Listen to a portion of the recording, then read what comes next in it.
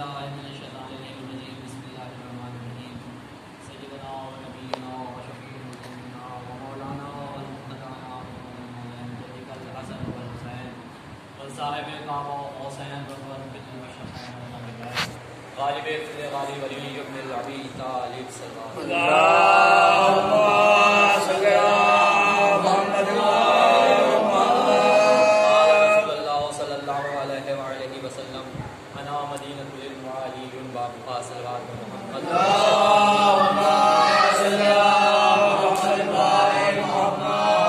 اللہ کے رسول نے ارشاد فرمایا کہ انا مدینۃ العلم وعلی الباب، میں ایک شہر علم ہوں اور علی اس کا دروازہ۔ اللہ کے رسول نے علی کو علم کے شہر کا دروازہ بتایا، اس لیے علم کے شہر کا دروازہ اللہ کے رسول نے بتایا کہ اگر کسی کو علم چاہیے ہے تو وہ بغیر علی کے علم نہیں پا سکتا۔ دروازہ علی کو بنایا گیا کیونکہ ہمیشہ حفاظت کے لیے دروازے اچھے لگائے جاتے ہیں، مضبوط لگائے جاتے ہیں۔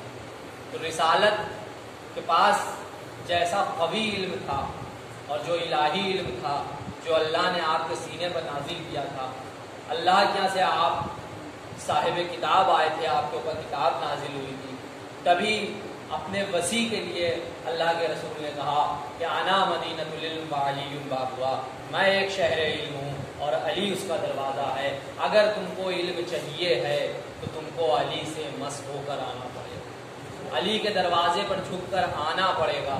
اگر تم علی کو چھوڑ کے دنیا میں کچھ تلاش کرو گے تو کچھ نہ ملے گا، تم اگر علی کو چھوڑ کے دین میں کچھ تلاش کرو گے تو آخرت میں سوائے جہنم کے کچھ نہ ملے گا۔ صلوات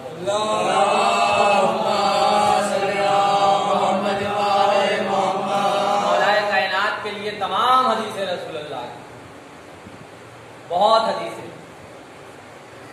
صرف وہ حدیثیں رسول کے جذباتی ہونے کے کارن نہیں ہے معاذ اللہ کہ ان کے بھائی تھے یا ان کے داماد تھے، نہیں، بلکہ اس لیے ہیں کیونکہ اللہ نے نازل کی، جبرائیل کے ذریعے، میکائیل کے ذریعے قرآن کی آیتیں علی کی شان میں آئی تھیں۔ تب اللہ کے رسول نے کہا تھا کہ یہ علی وہ ہے کہ جس کا ذکر عبادت ہے۔ تب اللہ کے رسول نے کہا تھا کہ اگر تمہیں حق کو تلاش کرنا ہو تو جدھر جدھر علی ہوں گے ادھر ادھر حق۔ یہ نہیں کہا تھا کہ حق علی کے ساتھ ہے، بلکہ یہ کہا تھا کہ جدھر جدھر علی ہوں گے ادھر ادھر حق ہوگا۔ اگر تمہیں حق کی تلاش کرنا ہو تو یہ دیکھو کہ علی کدھر جا، جدھر جدھر علی چلیں گے ادھر ادھر حق چلیں گے۔ جہاں علی نہیں ہوں گے وہاں حق کا کوئی سوال ہی نہیں۔ جہاں علی کی منزلت کو نہیں پہچانا جائے گا وہاں ذکروں میں خیر ہوئے گا نہیں۔ جہاں علی کے فضائلوں کو نہیں پڑھا جائے گا وہاں سوائے شر کے اور کچھ ہوئے گا نہیں۔ جہاں علی کے فضائلوں کا تذکرہ نہیں ہوگا وہاں دنیا والے تو بیٹھے ہوں گے لیکن آسمان سے آئے ہوئے فرشتے نہ بیٹھے ہوں گے۔ صلوات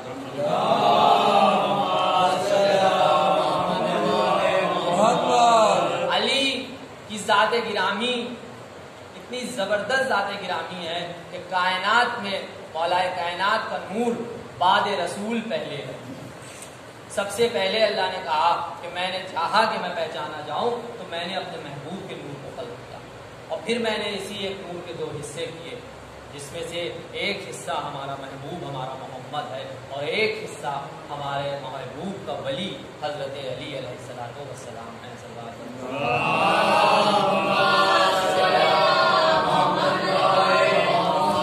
تبھی تو زمانے نے چاہا کہ ذکر علی کو مٹایا جائے، کمال علی کو مٹایا جائے، اور مولا کائنات کی زندگی میں بھی لوگ کچھ اس طرح سے احمق بنے کے سوال یا اس طرح کی باتیں کیا کرتے تھے، شاید منزلت علی پر معاذ اللہ کوئی حرف آ جائے۔ واقعہ آپ کا بارہا سنا ہوا ہے کہ باقاعدہ ایک ڈرامہ تیار کیا گیا، ایک عورت کو پیسے دے کے تیار کیا گیا کہ بھائی تم ایک زندہ کو لاؤ اور علی سے کہیں گے کہ یہ نماز جنازہ اس کی پڑھا، کیونکہ وہ غیب پر ایمان رکھتے ہیں نا۔ ان کے لیے یہ کہا جا رہا ہے کہ وہ غیب پر ایمان رکھتے ہیں، علی سب کچھ جانتے ہیں، علی پس پردہ بھی جانتے ہیں، علی سامنے کا بھی جانتے ہیں، علی ظاہر بھی جانتے ہیں، علی زمین سے زیادہ آسمانوں کے راستوں سے واقف ہیں، علی وہ ہیں کہ جو ہر شے کو رزق پہنچاتے ہیں، علی وہ ہیں کہ جنت کے تقسیم کرنے والے ہیں، علی وہ ہیں جو کوثر پر جام دینے والے ہیں۔ اس طرح سے پروپیگنڈا کر کے اس خاتون کو تیار کیا گیا، اور وہ خاتون ایک جنازے کی شکل میں ایک زندہ کو ایک صندوق میں لے آئی اور آگے مولا کائنات سے کہتی ہے یا علی میرا بیٹا مر گیا ہے، اس کی نماز جنازہ پڑھا دو۔ مولا نے اس کی شکل کو حیرت سے دیکھا، کہا کیا کہہ رہی ہو؟ کہا میرا بیٹا مر گیا ہے، اس کی نماز جنازہ پڑھا دو۔ مولا نے کہا کیا کہتی ہے؟ کہا میرا بیٹا مر گیا ہے، اس کی نماز جنازہ پڑھا دو۔ جب مولا نے 3 دفعہ اقرار کرا لیا، بس مولا نے کہا کیا میں اس کی نماز جنازہ کن فیا کن، قرآن کی آیت سورہ یاسین کی کن فیا کن، یہ ارادہ کرتے ہیں شے تبدیل ہو جاتی ہے۔ بس جیسے ہی مولا نے کہا کیا میں اس کی نماز جنازہ پڑھا دوں، اس کی روح نکال لی گئی، اس کی روح ملک الموت لے گئے، اور بس علی نے نماز جنازہ کو تمام کیا۔ وہ عورت ایک مرتبہ صندوق پر سے کپڑا ہٹاتی ہے، کہتی ہے علی تم کو یہی نہیں معلوم کہ یہ زندہ ہے کہ مردہ؟ تم نے زندہ کی نماز جنازہ پڑھا دی تو تم آسمانی باتوں کا کیا خیال رکھو گے؟ تمہیں کیا معلوم آسمانی باتیں کیا ہیں؟ تمہیں قرآن کا ماد اللہ کیا علم ہوگا؟ مولا کائنات نے کہا ذرا کپڑا پلٹ کے تو صندوق پر دیکھ۔ اب جو اس نے صندوق پر سے کپڑا پلٹا تو دیکھا کہ وہ مردہ ہے، بس تڑپنے لگی اور لوٹنے لگی، زمین میں پچھاڑے کھانے لگی، یا علی میرے بچے کو زندہ کر دو، یا علی میرے بچے کو زندہ کر دو، یا علی میرے بچے کو زندہ کر دو۔ ایک مرتبہ مولا کائنات نے ایک ٹھوکر ماری اور وہ مردہ جو تھا وہ زندہ میں ہو گیا۔ صلوات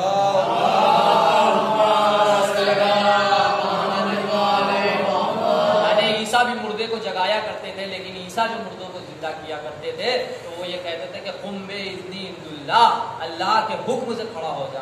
لیکن علی نے کچھ نہ کہا، صرف ایک ٹھوکر ماری۔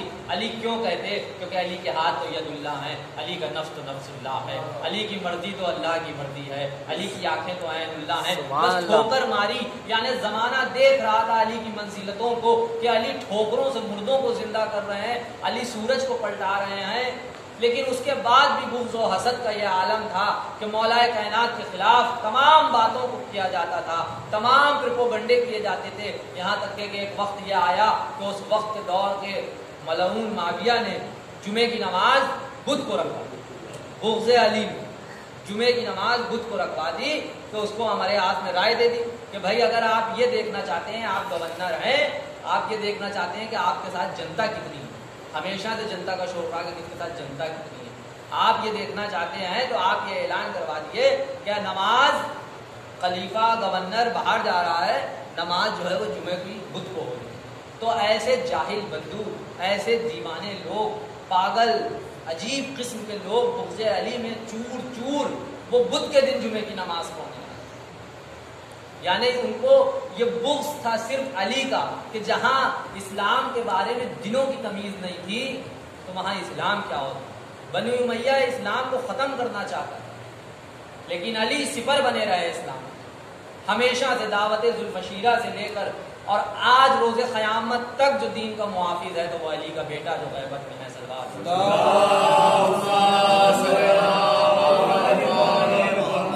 زمانہ یہ سوچتا رہا کہ علی کے ذکر کو ختم کر دیا جائے، لیکن علی کا ذکر ختم ہی نہیں ہو سکتا۔ علی کے ذکر کو ہم کیا کریں گے؟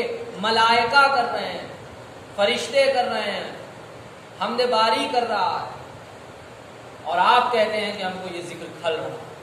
یہ ذکر نہ کیا، آپ حدوں سے بڑھائے دیتے ہیں علی کے ذکر، اور معاملات یہاں تک پہنچ گئے ہیں کہ کچھ آپس کے لوگ بھی اس طرح کی باتیں کرتے ہیں، بدعقیدگی کی باتیں کہ یہ نہیں ہونا چاہیے، وہ نہیں ہونا چاہیے۔ عزائے شے میں ہر چیز ہماری عقیدے سے متصل ہے۔ یہ علم، یہ تبرکات عزا ہیں، ہم اس کے پٹکے کے سائے میں آ کے پورے سال محفوظ رہتے ہیں۔ علم کو چومنے سے ہماری تمام بیماریاں دور ہوتی ہیں، تعزیے کو چومنے سے ہماری تمام بیماریاں دور ہوتی ہیں، تبرک کو کھانے سے ہمیں سال بھر ہمارے گھر میں اناج کی کمی نہیں ہوتی ہے، گھر میں تبرک آنے سے ہماری صحتیں ٹھیک رہتی ہیں۔ نہ تبرک کی اہمیت وہ سمجھ سکتے ہیں، نہ خاک شفا کی وہ اہمیت سمجھ سکتے ہیں جنہی نے اہل بیت کے در پر فرشتوں کو روٹیاں لیتے نہیں دیکھا۔ اہل بیت کے در سے فرشتے روٹیاں لے جاتے تھے تو کس لیے لے جاتے تھے؟ بطور تبرک لے جاتے تھے۔ جنت میں کیا کمی تھی؟ جنت میں کوئی کمی تھی؟ وہاں میوے تھے، وہاں نہریں تھیں، لیکن وہ آ رہے ہیں مسکین بن کے، یتیم بن کے، کہ زہرا کے گھر کی روٹیاں مل جائیں۔ فرشتے آ رہے ہیں، ملک آ رہے ہیں، ایک دن نہیں مسلسل 3 دن تک۔ تو وہ لے جاتے تھے زہرا کے گھر سے روٹیاں، عزادار لے جاتے ہیں سیدہ کے بیٹے کے امام باڑے سے۔ اعتراض ہے صاحب، تبرک پر اعتراض، اس پر اعتراض، اس پر اعتراض۔ اور عزیزان گرامی یہ بات یاد رکھیے کہ محرم جو ہے وہ ہمارے لیے غم کا ہے، احتجاج ہے محرم۔ محرم کوئی فیسٹیول نہیں ہے، کوئی تہوار نہیں ہے۔ کہیں پر اس طرح سے ایکسپلین کیے کہ ہمارا تہوار آ گیا۔ تہوار خوشی کا ہوتا ہے، یہ غم ہے، یہ وہ غم ہے کہ جو روز قیامت تک ایسے ہی تازہ رہے گا، کیونکہ حسین کے خون کا ابھی بدلہ نہیں ہوا۔ جس چیز کا بدلہ نہ ہو وہ آگ کبھی بجھتی نہیں، یعنی ابھی مقصد حسین کا بدلہ وارث حسین لیں گے۔ سب نے دی ہیں سزائیں، جناب مختار نے قاتلوں کو سزائیں دی ہیں، خوب دی ہیں، لیکن جس کے گھر کا معاملہ ہے ابھی اس نے نہیں سلجھایا ہے، جس کے جد کو قتل کیا گیا ہے۔ یہ ہمارا رونا ہر سال اس بات کی دلیل ہے کہ دیکھو ہم مظلوم کے پیروکار ہیں۔ ہم اس لیے روتے ہیں کہ ہم مظلوم کے پیروکار ہیں، ہم ظالم کے ساتھ نہیں ہیں۔ ہم کو یزیدیوں میں نہ سمجھنا، ہم حسینی ہیں، ہم حسین پر رونے والے ہیں، ہم مظلوم پر رونے والے ہیں۔ ہم کہیں بھی ہوں، ہم 2 ہوں، 4 ہوں، 10 ہوں، 20 ہوں، ہم حسین کا ذکر ضرور کرتے ہیں، ہم مجلسیں ضرور برپا کرتے ہیں۔ یہ ان کے ذکر کے لیے نہیں برپا کرتے، یہ اپنی حفاظت کے لیے برپا کرتے ہیں۔ یہ اس لیے برپا کرتے ہیں کیونکہ یہ وعدہ الہی ہے زہرا سے۔ کہتی ہے کہ بابا میرے لال پر روئے گا کون؟ آیا قوم پیدا ہوگی، اس کے جوان تمہارے جوانوں کا ماتم کریں، اس کے بزرگ حسین کے بزرگوں کا ماتم کریں، اس کے بچے حسین کے بچوں کا ماتم کریں۔ عزیزان گرامی 6 محرم ہے، آج جناب علی اکبر کے مسائل پڑھے جاتے ہیں، مختصری پڑھیں گے۔ عزاداروں آواز بلند کر کے گریا کرنا، آنسو آئے نہ آئے۔ آج جوانوں کو لیلا کو کرتا دینا ہے۔ لیلا وہ غریب ماں ہے، لیلا وہ غریب ماں ہے جس نے اپنا بیٹا زہرا کے بیٹے کو بچانے کے لیے قربان کیا۔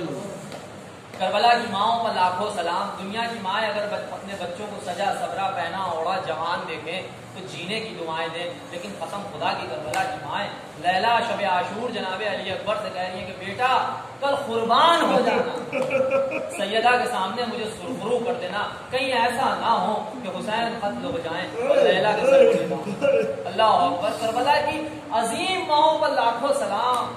ہر ماں کا شب عاشور یہی جذبہ تھا، ہر ماں اپنے بچوں کو تیار کر رہی تھی۔ کون ایسی دنیا میں ماں ہوگی جو اپنے بچے سے یہ کہے کہ جان دے دو، جاؤ اس کے اوپر نچھاور ہو جاؤ؟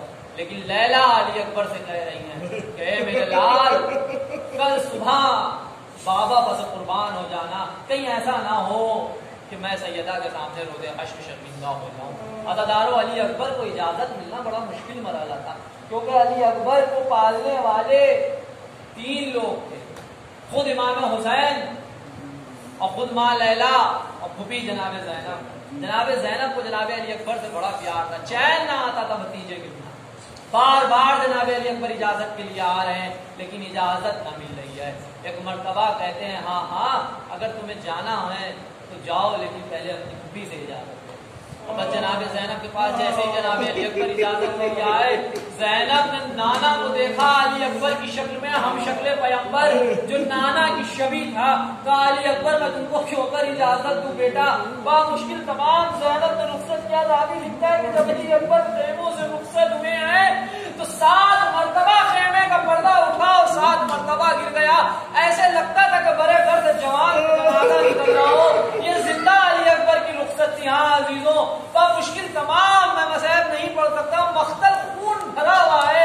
صاحب مقتل نے جیسے مقتل کو لکھا ہے ان کو سلام لاکھوں۔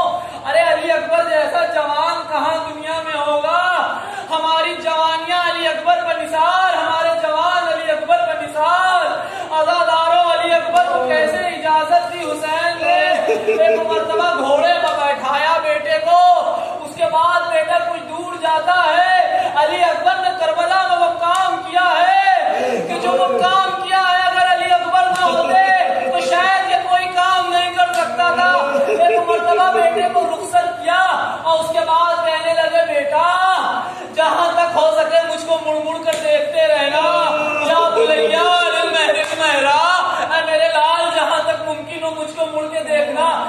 اکبر نے عظیم الشان جنگ کری.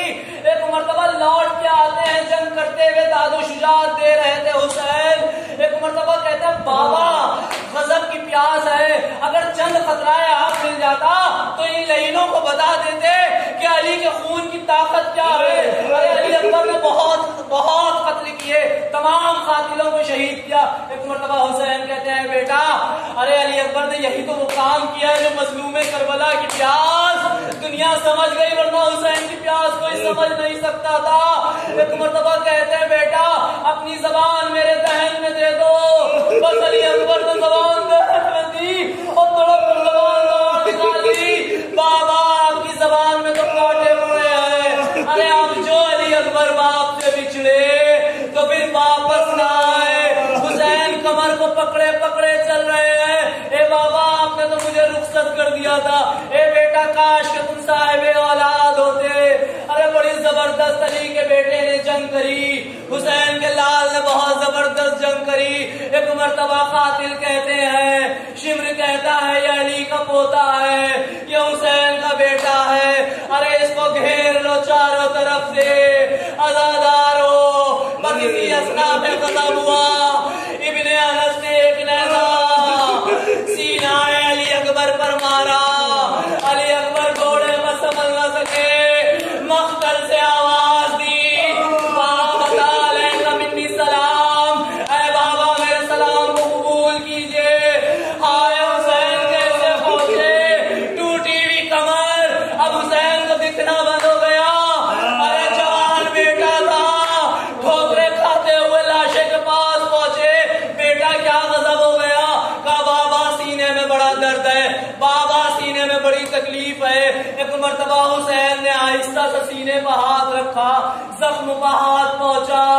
علی اکبر چیخ مارنے لگے, بابا برچی کی ہنی ٹوٹ گئی ہے, بابا برچی کی ہنی ٹوٹ گئی ہے بابا. ایک مرتبہ حسین نے تھرتھراتے ہاتھوں سے بیٹے کے جگر پر ہاتھ رکھا اور نجف کا رخ کیا. کہنے لگے حسین دو انگلیاں پر ڈرے ہوئے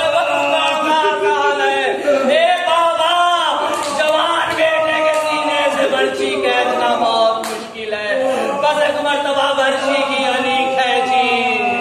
علی اکبر جنت سدھار گئے. خیموں میں لاشا آیا, عزیزوں جیسے ہی خیموں میں لاشا آیا, ساری بیویاں اس خیمے میں آ گئی جہاں علی اکبر کا لاشا تھا. زینب بھتیجے کی میت سے لپٹ گئی. ایک مرتبہ دیکھا کہ مادر اکبر نہیں دکھ رہی ہے. بیویوں نے کہا لیلا کہاں ہے, لیلا کو بلا لاؤ. حسین میت کو گنج شہیدہ لے جائے. ارے دیدار کر لے ماں, بیٹے کو دیکھ لے. ایک مرتبہ فضہ جاتی ہے جناب لیلا کے خیمے میں. ارے عجیب و غریب منظر دیکھتی ہے. لیلا کبھی خیمے کی اس طناب پر, لیلا کبھی خیمے کی اس طناب پر. فضہ کہتی ہے بی بی چلیے, علی اکبر کی لاش آئی ہے مقتل سے. لیلا کہتی ہے فضہ میں کب سے جانا چاہتی ہوں, ارے میرا نور نظر میری روشنی لے گیا. ہائے لیلا نے علی اکبر کو دیکھ کے سر و سینہ پیٹ لیا. تو